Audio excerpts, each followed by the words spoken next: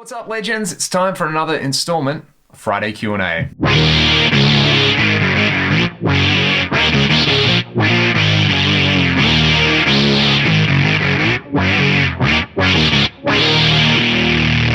Thank you so much for this week's questions. If you've got questions for next week's Q&A video, please put them in the comments below. All the usual links to support and cultivate the channel are included in the video description. Let's get into this week's questions. This one is from Zaram Ekmal.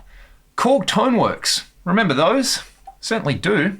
Check this out. Oh, better hold up the right way. I got a demo of this thing coming soon. This is actually my dad's, and he pulled it out a couple of weeks ago and was like, do you ever check one of these out? So now that somebody's mentioned it in the comments, there's going to be a demo of that. Some pretty fun effects in there. We'll also hear the amp modeling, which I actually haven't really checked out just yet, but I will put it through its paces. So I do remember the Toneworks stuff. Was the Pandora a Toneworks product as well? I always remember that being a thing. Anyway, next one is from Ja Turi, or Ja Turi, or Ja Turi. Again, I'm just here to butcher names, ladies and gentlemen.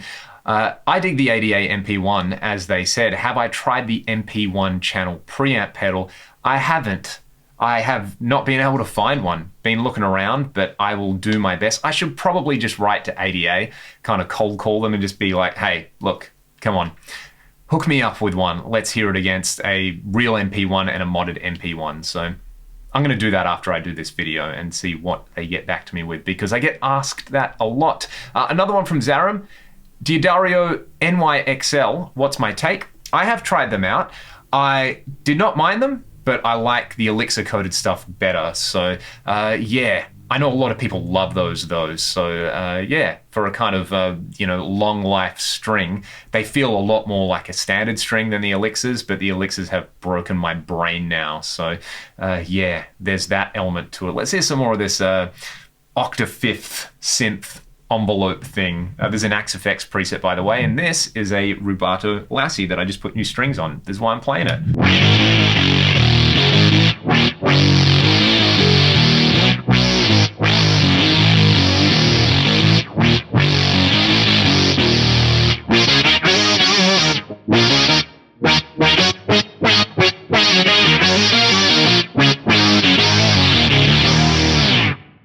That's a fun sound to play with. This one is from Gordon Tubbs.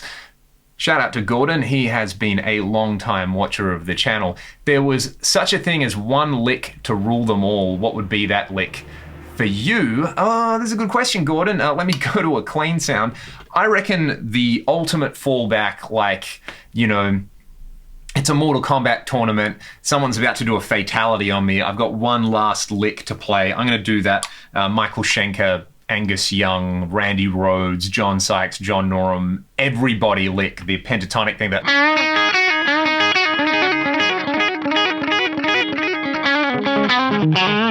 Something like that. That's probably my go-to. It's either that or you do this and then everybody runs in the opposite direction.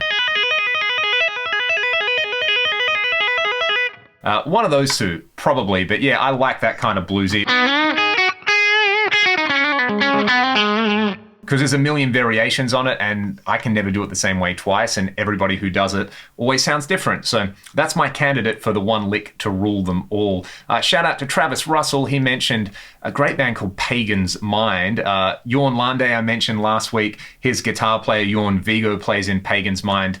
I've got a couple of their albums, some really, really good kind of stuff. To me, they were like a Norwegian Dream Theater or something like that. So very impressive stuff. This one is from, where is this question? From Nubosaurus. I always look forward to his questions. Have you done any soundproofing to the house, or do I just have really cool neighbors? There are a bunch of bass traps in this particular room, and then I have a bunch of tontine lined on the walls in various places. So yeah, the couches at the back as well. And yeah, we do have cool neighbors as well, but the soundproofing really helps just for the sound of the room. I do need to put some stuff on the ceiling above though, so I need to get around to that, which ties into Jed's next question about doing a studio tour. It'll come. I might do it. It's my birthday at the end of May, so I'll treat myself by making all of you a studio tour, and I might put it out on my birthday. So look out for that one in about a month. timestamping questions would be super helpful. I agree. I do agree. This is tension between being really useful and being really, really lazy. So if there's timestamps in this video, you know I overcame my laziness. This one is from Tim. Do I have any Schecter guitars? No, I don't, but I have played one of the Nick Johnston Schecters. That thing's unreal. I would go for one of those any day of the week. Really cool super strat style thing. 2 questions from John Everard saying he saw a Heaven and Hell tribute show with Yawn singing. That must have been amazing. I'm jealous.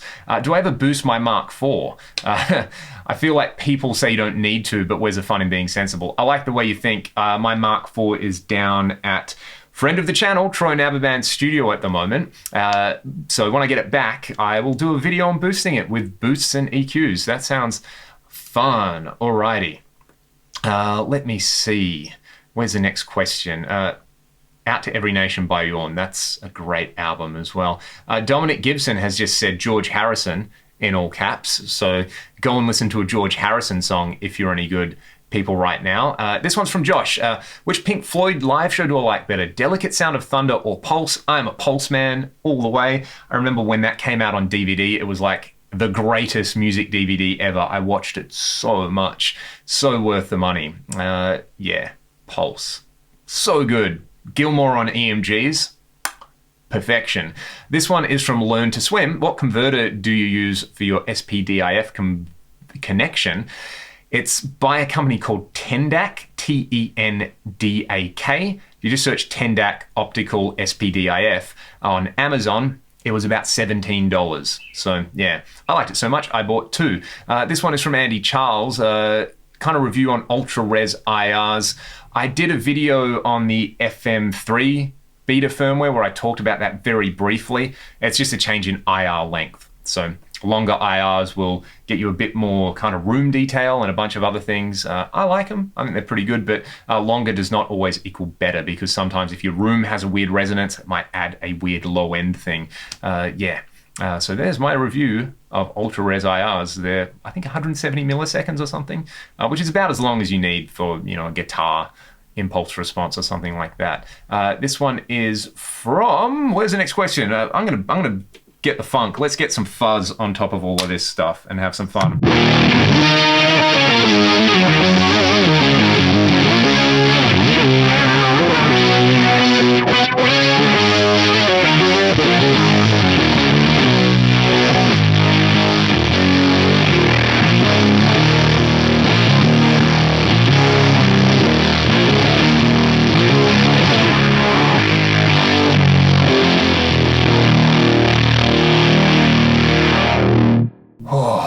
That's amazing.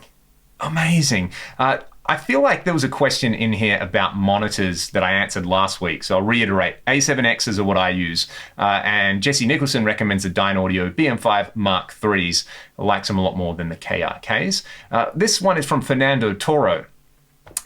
He's trying to get this tight nasal chugging sound typical from Boogie, from plugins and modelers. It's somehow a nasal and lighter sound on the lower strings that John Petrucci is famous for. You came to the conclusion that Fractal Kemper can somehow do it, and for plugins, the ML SoundLab Mark V plugin can get close. Are there any other choices, or are there plugins? I would say the Mercurial Reaxis can do that kind of thing because a Triaxis can, but it just comes down to the fact that a Mark series, you know, has the bass, middle, treble before the gain stages, the graphic EQ afterwards, so you take all the bass out, you get that super tight articulate thing going on there, and anything that models that accurately will probably get you that sound. You could probably emulate it by taking a really mid scoop kind of sound like a rectifier and running a high pass filter before it. So cut a bunch of bass before your gain stage with a graphic EQ or something like that. That might work. This one is from Nickel Back. What guitarist alive or past would be on your top list to jam with? I would love to jam with Paul Gilbert. I think that would be really fun just because I kind of grew up playing his stuff. I've been lucky to jam with some of my favorite players, one of whom, shout out to Larry Mitchell. I got to jam with him at his live show the end of 2019. That was unreal. That man has the touch like very few others do. So That was kind of cool. Yeah, but Paul would be right at the top of my list. Dan Huff and Giant, amazing. Absolutely amazing, Dennis. Thanks for mentioning that. Huff is the man. It's, the story said that when he moved to LA, he basically took everyone's job in the session scene because he was that good. He had the tone, he had the chops, and yeah, he's an amazing producer as well. And the Giant stuff is like top tier 80s and 90s AOR. So if you guys don't like Giant, go and check it out. Well, you might not like Giant, and that's fine, but if you like kind of guitar-y music with, lots of delay, reverb, chorus, and distortion, check out Giant. Alrighty, we're right near the end of this Q&A already. This one is from CD. Talk about doing a firmware update on the Axfx. You want to try the Cygnus beta firmware. You've got a preset that you use 90% of the time. It's just going to change the sound of the amp block depending on what amp you use. I would go in and do a reset of the amp block. If you're in Axedit, you can right click the block and then go reset channel on there. One good thing to do is take a screenshot of all your settings so that you can remember them, and if there were any deep tweaks or anything like that you did. Otherwise, it's a pretty big kind of change in the sound of a lot of amps. So I would just say, take your main preset, copy it to a new location, redial in the amp sounds, and then go and have a bunch of fun and enjoy it because it sounds amazing. So yeah, I'll when the full release drops, I'm going to do a really long video on all of it, do a bunch of amps, do a bunch of other stuff on it. So yeah, one last question. What is on my pedal board? There's two answers to that one, and to do that, I need to kind of change everything. But a quick segue with this sound one more time.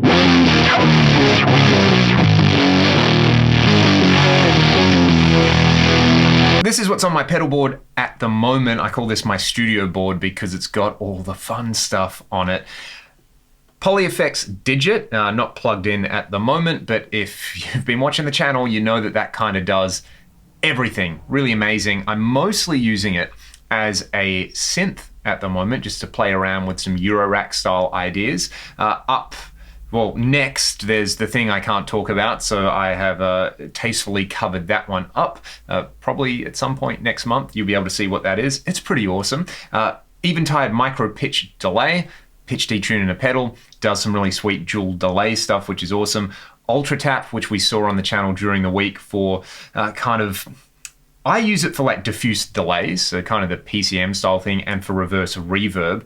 I don't have it hooked up at the moment. All of this gets swapped around all the time. This is just the kind of configuration I settled on for this. Then up there, Eventide Black Hole, Strymon Dig for straight up digital style dual delays, and the GFI Specular Tempest for reverb stuff. So a quick demo of what I've got at the moment. Micro pitch I've got set up for a classic kind of pitch detune, so nothing's in the chain at the moment. Then I'll kick in the pitch detune, then a dual delay from the Dig, and then some of the awesome sounding Spatium reverb from the Specular Tempest.